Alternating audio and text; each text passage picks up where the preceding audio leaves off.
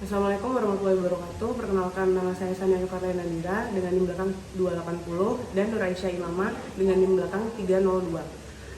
Dari Universitas Muhammadiyah Malang, Hukum F dengan mata kuliah Kriminologi Hukum. Selanjutnya saya akan menjelaskan materi mengenai kriminologi. Kriminologi ada dalam berbagai bentuk ilmu pengetahuan, yaitu karena sejak awal Topinard memperkenalkan kriminologi sudah disebut sebagai ilmu, yaitu diketahui karena dari asal mula kata logos yang berarti dari kata kriminologi. Maka dengan demikian kriminologi adalah sebuah ilmu. Pada saat Bonger mengatakan bahwa kriminologi merupakan ilmu pengetahuan yang seluas-luasnya. Bonger menganggap bahwa syarat adanya metode, sistem, dan objektivitas telah terdapat dalam kriminologi, sehingga tidak ragu lagi bahwa kriminologi merupakan sebuah ilmu. Mengapa demikian? Karena yang pertama yaitu pada saat kriminologi mempelajari kejahatan yang seluas-luasnya, maka yang dimaksudkan adalah berbagai bentuk kejahatan yang terdapat dalam hukum pidana. Maka dengan demikian kriminologi pun harus mempelajari ilmu hukum pidana. Penyelidikan kriminologi dapat membantu pemerintah dan penegak hukum untuk mengungkapkan kejahatan, membantu untuk melakukan kriminalisasi dalam produk peraturan perundang-undangan pidana. Kejahatan adalah gambaran perilaku yang bertentangan dengan kepentingan kelompok masyarakat yang memiliki kekuasaan untuk membentuk kebijakan publik. Atau perumusan pelanggaran hukum merupakan perumusan tentang perilaku yang bertentangan dengan kepentingan pihak-pihak yang membuat perumusan. Dilihat dari segi sosiologis, kejahatan merupakan salah satu jenis gejala sosial yang berkenan dengan individu atau masyarakat. Yang pertama, teori lingkungan. Teori ini biasa juga disebut dengan mazhab Perancis. Menurut teori ini, seseorang melakukan kejahatan karena dipengaruhi oleh faktor di sekitarnya atau lingkungan, baik di lingkungan keluarga, ekonomi, sosial, budaya, pertahanan keamanan, termasuk pertahanan dengan dunia luar, serta penemuan teknologi. Masuknya barang-barang dari luar negeri seperti televisi, buku-buku, serta film dengan berbagai macam reklame sebagai promosinya ikut pula menentukan tinggi rendahnya tingkat kejahatan. Menurut Tarde bahwa orang yang menjadi jahat disebabkan karena pengaruh imitation. Berdasarkan pendapat Tarde tersebut, seseorang melakukan kejahatan karena orang tersebut meniru keadaan sekelilingnya. Itu adalah mazhab antropologi atau mazhab Italia. Mazhab ini dipelopori oleh seorang sarjana yang bernama Lombroso. Menurut ajaran kriminologi Lombroso, ialah manusia lahir telah ditakdirkan sebagai penjahat. Penjahat menurut pandangan Lombroso yaitu mempunyai tanda-tanda tertentu sebagai pertanda jenis manusia tersendiri dilihat dari segi antropologi. Mereka memiliki kelainan tengkorak, keganjilan dalam otak seperti hewan. Roman mukanya berbeda dengan manusia biasa, yaitu tulang rahang lebar, muka moncong, tulang dahi melengkung ke belakang, kurang peka perasaan, dan menyenangi tattooge atau bisa dibilang dengan orang primitif menyukai tattooge. Banyak sarjana yang tidak sependapat dengan Lombroso. Umumnya yang menentang mazhab ini adalah mereka yang menuntut mazhab lingkungan. Salah seorang penganut mazhab lingkungan yang melontarkan sanggahan terhadap mazhab ini yaitu Gitret, yang antara lain menyatakan kejahatan bukan suatu gejala yang antropologis tapi sosiologis yang seperti kejadian-kejadian masyarakat lainnya dikuasai oleh peniruan. Sekian penjelasan dari kami. Jika ada salah kata mohon dimaafkan, dan terima kasih kepada Bapak Yaris selaku dosen pengampu mata kuliah Kriminologi Hukum. Wassalamualaikum warahmatullahi wabarakatuh. Lalu selanjutnya saya akan menjelaskan tentang tujuan kriminologi. Menurut Sujono Sukanto, tujuan kriminologi yaitu untuk mengembangkan kesatuan dasar-dasar umum dan terinci serta jenis-jenis pengetahuan lain tentang proses hukum, kejahatan, dan reaksi terhadap kejahatan. Nah, selanjutnya ada bentuk-bentuk kejahatan. Yang pertama, cara melakukan kejahatan itu, baik dengan cara yang dapat dilihat oleh korban, seperti menikam dengan alat tajam atau menembak. Yang kedua, luasnya perlakuan kejahatan itu, seperti apa yang menjadi objek kejahatan, di tempat di tempat mana, dan di waktu kapan kejahatan sering terjadi. Yang ketiga, frekuensi perlakuan kejahatan itu. Seperti jumlah kejahatan yang bentuk-bentuknya sama dalam suatu jangka waktu tertentu. Selanjutnya ada mazhab Italian. Dr. Lombroso adalah seorang mahaguru di sebuah universitas di Turin, Italia dalam ilmu kedokteran kehakiman psikiatri. Beliau juga menjadi dokter jiwa di sebuah penjara di Italia. Beliau telah menyelidiki dan mengukur bentuk badan dan tengkorak dari kurang lebih 350 orang yang diberi hukuman. Dari penyelidikan beliau, maka ditarik kesimpulan bahwa memang ada orang jahat dari semenjak lahirnya, dan tipe penjahat itu mempunyai banyak sekali sifat-sifat yang menyimpang dari orang-orang biasa. Teori Lombroso tentang penjahat yaitu dapat dilihat dari ciri-ciri berikut. Dibagi menjadi 3. Yang pertama ada ciri fisik. Ciri fisik tersebut yaitu pertama, kening kepala yang menonjol ke depan dan dahi sedikit miring. Yang kedua, mata kecil yang letaknya sangat dalam, yang berada pada rongga mata besar. Yang ketiga yaitu rahang yang menonjol ke depan. Yang keempat, lubang hidung yang terlalu besar. Dan terakhir yaitu rambut keriting. Lalu, ciri yang kedua yaitu ada ciri psikis. Yang pertama dari ciri tersebut yaitu tidak mempunyai perasaan menyesal dan rasa belas kasihan. Yang kedua yaitu perasaan sakit yang kurang jika dipukul. Yang ketiga, gila hias. Yang selanjutnya itu kejam. Dan ciri-ciri yang terakhir yaitu ada tabiat. Terdapat 3 bagian, yaitu yang pertama suka mentato seperti membuat lukisan pada lengan, dada, dan lain-lain. Yang kedua ada mereka suka meminum minuman keras, dan yang terakhir yaitu main judi dan lain-lain. Selanjutnya yaitu ada penyebab suatu kejahatan menurut Dr. Lombroso, yaitu sifat-sifat menyimpang ini. Menurut Dr. Lombroso terjadi karena keturunan. Orang itu dilahirkan sebagai penjahat. Orang-orang yang mempunyai sifat-sifat tersebut yaitu orang-orang yang akan atau kemungkinan dapat menjadi penjahat. Orang-orang yang mempunyai sifat-sifat tersebut, yaitu seperti memenuhi syarat-syarat tersebut, ada kemungkinan dan dikhawatirkan akan menjadi penjahat, lambat atau cepatnya, dan dikatakan bahwa orang itu mempunyai tipe Lombroso. Lalu, pendapat Lombroso ini mendapat perhatian dari masyarakat yang tetapi juga dicela keras. Dikarenakan tidak setiap orang yang memenuhi syarat-syarat penjahat menurut Dr. Lombroso itu sudah tentu menjadi seorang penjahat. Lama-kelamaan ternyata kesimpulan beliau banyak kesalahannya. Karena penyelidikannya ditekankan hanya pada faktor perseorangan atau mencari sebab-sebab kejahatan pada diri si penjahat itu sendiri.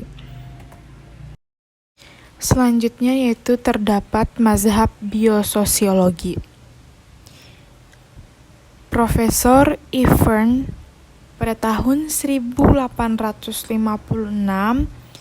hingga 1926, beliau adalah seorang mahaguru Italia ilmu hukum pidana, dan Prof. Fern mencari sebab-sebab dari terjadinya kejahatan, baik pada pembawaan seseorang maupun seseorang itu dalam masyarakat.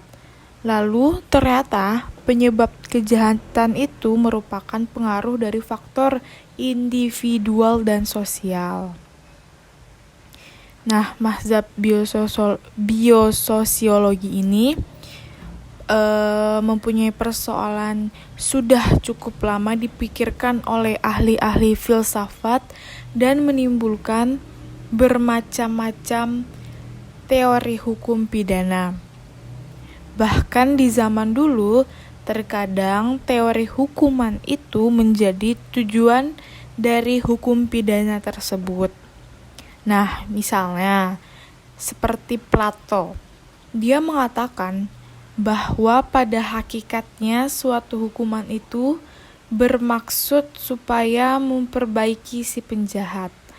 Tetapi ada pula ahli-ahli lainnya di zaman kuno yang beranggapan bahwa hukuman itu hanya alat untuk menakut-nakuti umum. Kalau umpamanya tadi digunakan salah satu contoh tadi dua teori anomi dan differential association. Nah, terkait dengan basic ilmu sebagai psikoanalisa kriminologi, bukankah kriminologi itu sebagai sarana untuk mencari sebab-sebab sebuah kejahatan? Betul. Nah, kalau seandainya dengan teori seperti yang disampaikan dengan sosiologi secara garis besar, apakah bisa dikerucutkan sebagai contoh dalam sebuah lingkup pelaku kriminal? Oke, saya harus menjelaskan begini. Apa yang dikatakan sebagai kejahatan, kita harus samakan perspektif kita tentang apa itu kejahatan. Akan berbeda antara pandangan kriminologi dengan pandangan hukum pidana di dalam mendefinisikan apa yang disebut sebagai kejahatan. Nah, kalau seandainya kriminologi nanti tadi, dulu, boleh saya selesaikan silakan. Ya, gitu, supaya kita nanti perspektifnya jadi Ya. sama, gitu ya. Sederhananya begini, kalau misalnya kita, kebetulan karena saya bergerak juga di hukum pidana, ya, definisi kejahatan dalam hukum pidana, bahkan kalau kita bicara kejahatan dengan pelanggaran, itu jenis delik, gitu ya. Kejahatan apa? Kejahatan dalam pengertian disamakan dengan tindak pidana adalah satu perbuatan yang melanggar undang-undang, yang baru kemudian bisa dibuktikan melalui satu proses peradilan pidana. Siapa penjahat? Orang yang terbukti oleh sistem pengadilan bahwa dia adalah orang yang melanggar norma, gitu. Yang kemudian dijatuhi dengan sanksi pidana, itu adalah penjahat dalam kacamata hukum pidana. Dalam kacamata kriminologi, siapa para penjahat? Dia bisa kriminal. Artinya orang yang melanggar undang-undang, melakukan tindak pidana. Dia bisa juga delinquen, anak nakal. Anak nakal belum tentu kriminal. Bisa juga dia adalah orang yang melakukan penyimpangan norma. Jadi meskipun undang-undang pidana tidak menganggap bahwa dia adalah melanggar undang-undang, ketika masyarakat menganggap bahwa perbuatan itu menyimpang, ya, maka itu adalah kejahatan. Jadi makna atau definisi kejahatan dalam kriminologi itu lebih luas dari makna atau definisi kejahatan dalam hukum pidana, gitu. Ya, apakah tadi saudara sampaikan kriminologi sebagai hal yang lebih luas? Apakah kriminologi dalam artian mengetahui sebab-sebab kejahatan bisa sinergi, bisa selaras, bisa paralel dengan faktor-faktor yang lain yang dikaitkan dengan kejahatan dalam ilmu hukum pidana? Oleh karena itu kita melihat bahwa karena dia didefinisikan sebagai satu perbuatan yang melanggar norma masyarakat, apakah sudah diatur dalam aturan perundang-undangan atau dia belum diatur, tapi oleh masyarakat itu dianggap sebagai satu perbuatan yang perlu ditanggulangi. Barangkali kalau saya ambil contoh biar sederhana aja ya, email kita sering di spam, ya, dibajak gitu, spamming sampah gitu. Satu hari saya bisa masuk banyak sekali sehingga email penting itu sampai nggak kebaca di antara email-email lain. Apakah perundang-undangan pidana sudah menganggap ini orang yang melakukan spam itu sebagai satu pelanggaran? sebagai satu delik, belum. Tapi ketika itu dianggap sebagai satu perbuatan yang mengganggu masyarakat, melanggar norma, dalam kriminologi dianggap sebagai satu perbuatan yang menyimpang, yang menurut kaca masyarakat itu tidak sesuai dengan norma, maka itu adalah kejahatan. Kontribusi kriminologi bagaimana terhadap fenomena ini? Kita perlu buat satu regulasi. Apakah kita mau melakukan kriminalisasi, mengangkat fenomena ini sebagai satu kejahatan, atau tidak? Itu pilihan kebijakan. Apa barangkali menggunakan sarana hukum pidana. Teknologi bisa kemudian mencegah ini, sehingga walaupun tidak menggunakan sarana hukum pidana, tidak mengancam orang dengan satu hukuman, katakanlah penjara atau denda, sebenarnya masalah ini sudah bisa ditangani. Yang disebut dalam kebijakan hukum pidana sebagai sarana non penal. Kontribusi kriminologi ada di sana. Jadi bukan kemudian ilmu ini menjadi justifikasi untuk melampaui teknik atau kewenangan di dalam konteks hukum pembuktian, di dalam hukum pidana. Ya, artinya tadi sebagai faktor-faktor yang sebagai akibat kejahatan.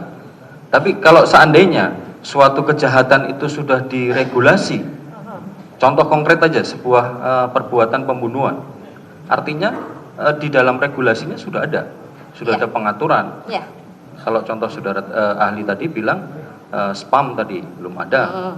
Nah, kalau seandainya itu kejahatan pembunuhan, apakah itu kriminologi sebagai faktor-faktor penyebab kejahatan pembunuhan itu paralel atau bisa menjadi faktor terkait tadi dengan bersama-sama dengan faktor yang dalam kacamata hukum pidana?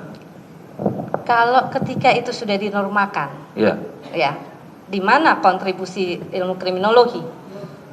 Kita tidak bisa mengatakan pembunuhan. Sebab pembunuhan apa? Dalam kacamata kriminologi, satu pembunuhan terjadi itu belum merupakan satu gejala sosial.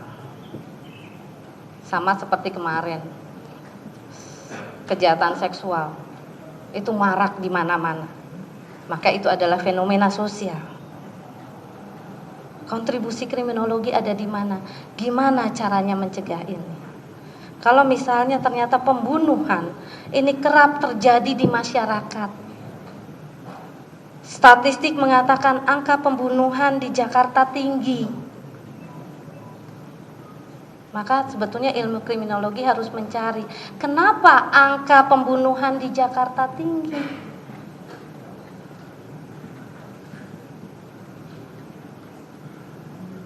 Apakah karena orang Jakarta tidak peduli lagi pada tetangganya? Kita semua menjadi asing satu sama lain.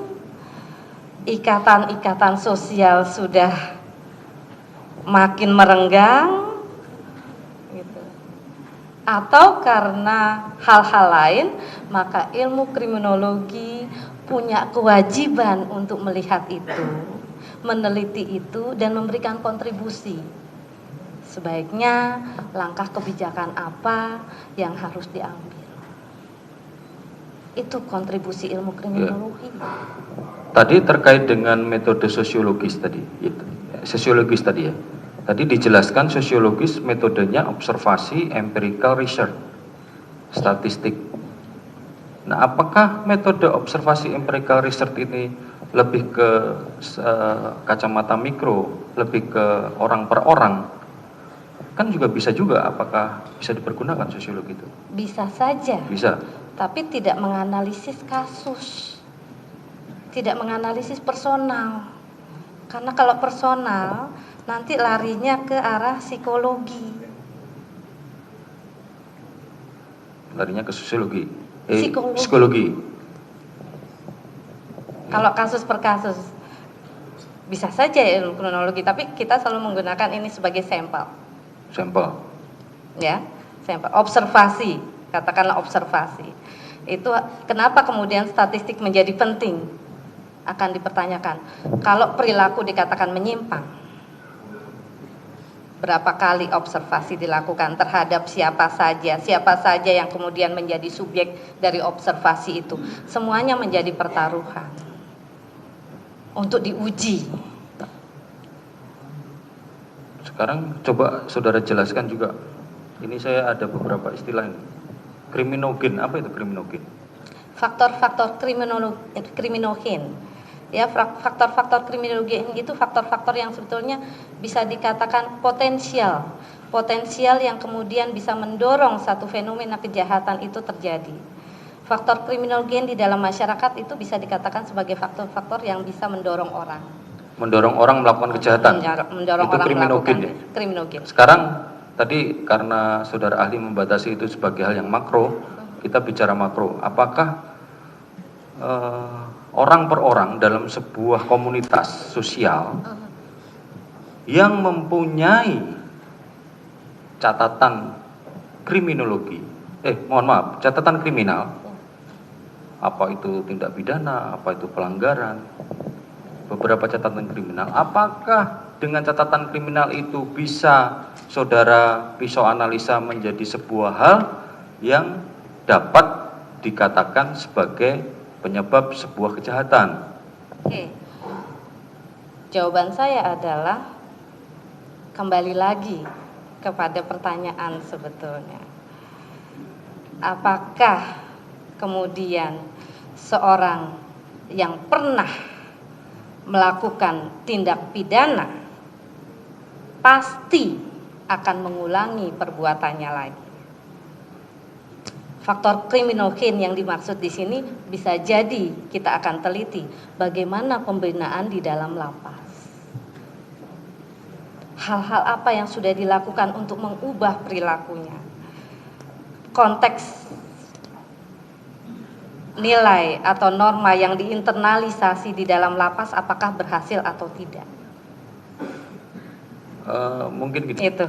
Jadi itu jawaban saya. Iya. Kalau seandainya kita batasi catatan kriminal yang dilakukan atau perbuatan itu dilakukan belum kepada faktor belum mencapai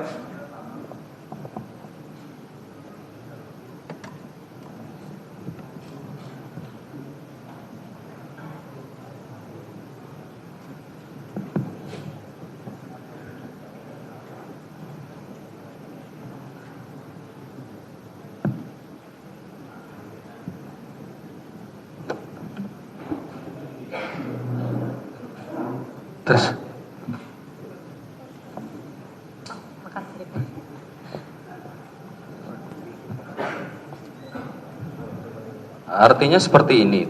Tadi saudara jelaskan bahwa kalau seandainya case tersebut masuk ke dalam tahap asimilasi mungkin atau perbaikan